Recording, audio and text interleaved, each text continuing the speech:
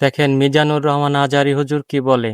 অবশ্যই ভিডিওটি শেষ পর্যন্ত দেখবেন। তো এই কদরের রাত এটা কবে, এটা স্পেসিফিক ছিল, মানে সুনির্দিষ্ট ছিল। রাসূল সাল্লাল্লাহু আলাইহি ওয়াসাল্লাম আমাদেরকে জানাতে চেয়েছিলেন কবে, কিন্তু রাসূল সাল্লাল্লাহু আলাইহি ওয়াসাল্লাম জানাতে পারেননি। সহিহ বুখারীতে এসেছে যে রাসূল সাল্লাল্লাহু আলাইহি ওয়াসাল্লাম খারাজান নবী সাল্লাল্লাহু আলাইহি ওয়াসাল্লাম লিয়ুখবিরানা বিলাইলাতিল কদর। উবাদা ইবনে সামিত রাদিয়াল্লাহু তাআলা আনহু বলেন, রাসূল সাল্লাল্লাহু আলাইহি ওয়াসাল্লাম আমাদেরকে জানাতে বের হয়েছিলেন যে কবে কদরের রাতটা। ফাতালাহা রাজুলান মিনাল মুসলিমিন, হঠাৎ মুসলমানদের মধ্যে থেকে দুইজন ঝগড়া লাগলো, তর্ক লাগলো। আর রাসূল সাল্লাল্লাহু আলাইহি ওয়াসাল্লাম হঠাৎ করে ওই ঝগড়ার দিকে খেয়াল করলেন, ওই দিকে খেয়াল করে ওই তারিখটার কথা তিনি ভুলে গেলেন। ফারুফিআ, রাসূল সাল্লাল্লাহু আলাইহি ওয়াসাল্লাম বললেন, আমার হৃদয় থেকে, অন্তঃকরণ থেকে এটাকে উঠিয়ে নেওয়া হলো। এখন আমি মনেই করতে পারছি না এটা কি 23 না 25 না 27 না 29, আমি মনে করতে পারছি না।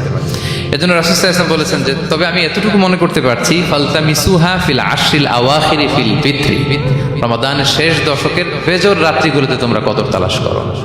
বেজর রাতে যদি তোমরা কদর তালাশ করো তাহলে এই কদর সুনিশ্চিতভাবে তোমরা পাবে। তো এই জন্য স্কলাররা সবসময় বলেন যে লাস্ট 10 days অফ রমাদান খুব গুরুত্বপূর্ণ, সবচেয়ে the cream time of Ramadan. I repeat, এটা রমাদানের একেবারে মাহেন্দ্রক্ষণ। এই 10 দিনের যে কোনো 10 রাতের যে কোনো রাত কদর হয়ে যেতে পারে, বিশেষ করে অড নাইটস গুলো 21, 23, 25, 27 এবং 29, যে কোনো দিন হয়ে যেতে পারে কদর। সো বুদ্ধিমানের কাজ হচ্ছে আমরা যেন রমাদানের শেষ 10 রাতে লাগাতার একইভাবে একই স্পিডে আমরা যেন ইবাদত করি।